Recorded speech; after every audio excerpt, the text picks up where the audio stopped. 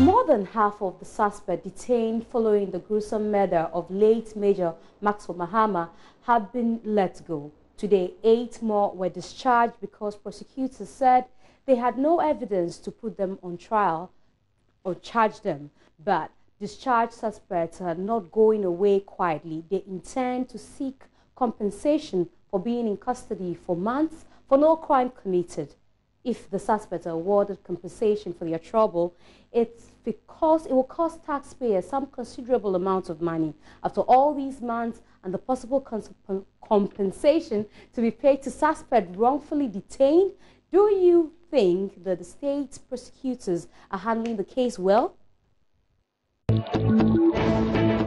I don't think it's fair.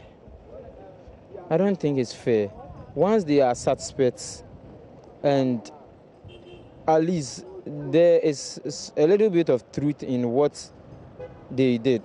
Yeah, so I personally, I'm not happy that they have been freed. Yes, I'm not happy about it.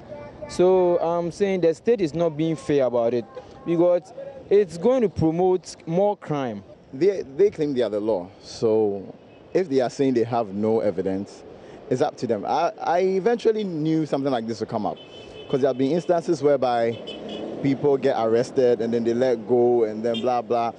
And most of the I think sometimes, probably maybe it might have some political influence or something. Because, I mean, why would you see videos of somebody being stoned, somebody being murdered, and then you see a few pictures of people and then you say you have no evidence? I mean, they must also take some of the blame, because if such a murder, I mean, the case of Major Mahama happened, I think they should have done their investigation thoroughly and go after the right culprits before pursuing them or taking them to the courts.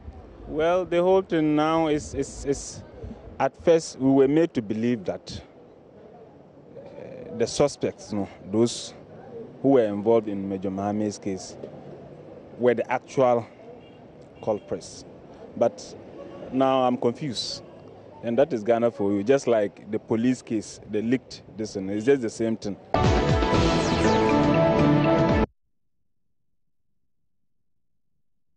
All right, Israel, let's see what people are saying. So on Facebook, Obed says, we all know most of them will be discharged. James Awusanga says, the state prosecutors are doing their best, but their best is not enough because identifying the perpetrators was very obvious even to laymen. Dove Maxwell says, taking bribes from expatriates, shameful. Oh, but that's not what we're talking about. So if we can just move on. Judicial Sodro says they are very funny. They don't know that the state has compensated them already by letting them go free. They should go and preach the essence of lynching to their neighboring communities. They were even lucky that they did not sign a bond on behalf of the entire community, and they should take that as compensation. Shiftman Atonsu also comes in. He says, at times some of the judgments that the court pronounces are very worrisome, but what can we say?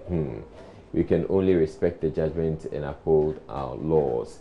And Danilo says, no, why?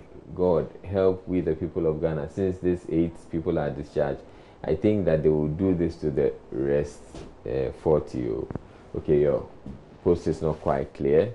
And Demdare says, prosperity will be the best judge of us all.